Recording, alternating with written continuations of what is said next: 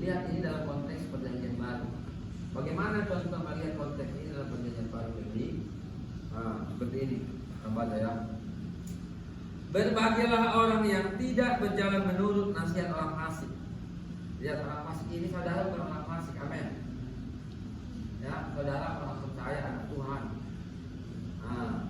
Dan jangan nanti tiba-tiba si Hombing menasihati si Pendi, si orang fasiknya juga bilang enggak, dia bukan orang fasik, dia anak Tuhan kawan, ya. Ya, sahabat, kalau kau dinasihati Bang Pendi dengar ya, jangan bilang itu nasihat orang fasik, oke? Itu nasihat Tuhan, ya. Dan yang penasihat juga menasihatilah seperti anak Tuhan, jangan menasihati seperti orang fasik. Oke, seperti itu. Berbahagialah orang yang tidak berjalan menurut nasihat orang fasik, yang tidak berdiri di jalan orang berdosa. Lihat, Anda bukan orang berdosa juga, amin. Tidak ada di sini orang berdosa.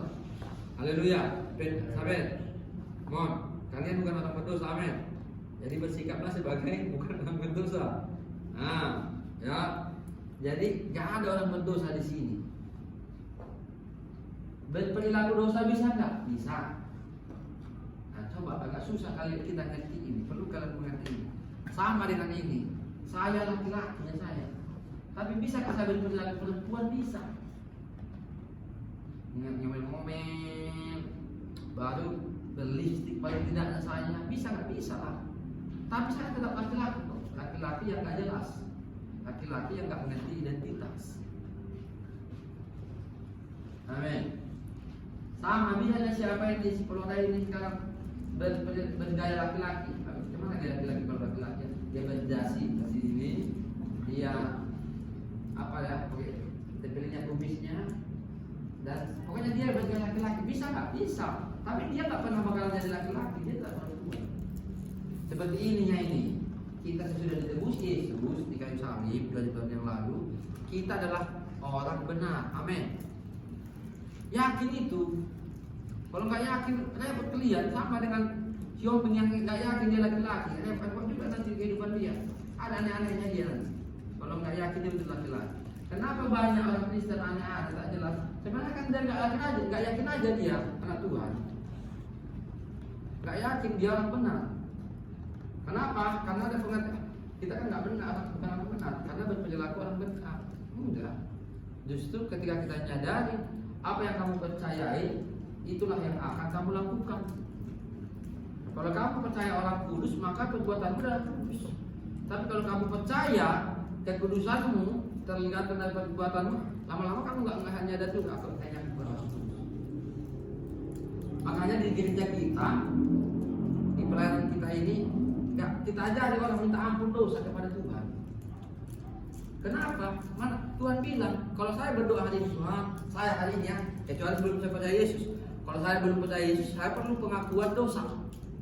Supaya apa? Karena itulah dikatakan Yohanes, barang siapa mengaku, maka ia adil, mengampuni dosa-dosanya apa yang diakui. Itu untuk orang nggak percaya, dia harus mengaku dia orang berdosa supaya Tuhan ampuni. Artinya dia butuh juru selamat. Tuhan, aku dalam berdosa, aku butuh juru selamat, selamatkanlah aku. Maka dia setia dan adil, dia akan menyelamatkan orang itu.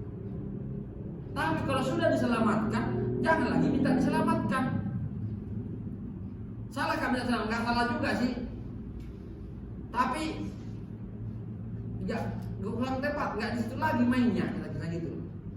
Kayak siapa ini, si Hombing lagi, karena pas depan pulang dia kampung tanya ke bapaknya, betul loh bapak anak maaf nih, nah datang bapaknya, iya anakku loh. Baru lagi dia, seminggu lagi ditanya, bapak, emang betul loh anak maaf? Iya anakku loh. Kira-kira gitu lah. Salah kan pertanyaanku? Enggak, cuman dia nggak yakin. Itu menandakan dia nggak yakin dia anak Tuhan, anak bapaknya. Dia ragukan status itu. Makanya kita sudah tidak diampuni Tuhan semua dosa-dosa kita. Kita berkata, Tuhan terima kasih oleh anugerah-Mu saya ini bukan orang berdosa, saya ini orang benar. Terus kalau kita jatuh dalam dosa, berperilaku jahat, berperilaku dosa masih bisa dong. Emangnya ada orang Kristen nggak berperilaku dosa lagi? Saya belum pernah ketemu itu. Setiap orang Kristen bisa berperilaku dosa. Tapi apa yang dilakukannya ketika kita gagal? Kita berkata, Tuhan, aku gagal lagi. Aku berdosa, melakukan perbuatan dosa lagi. Tapi terima kasih Tuhan, salibmu darahmu telah menguduskan selama-lamanya. Terima kasih. Itu artinya kita percaya kita telah ditebus.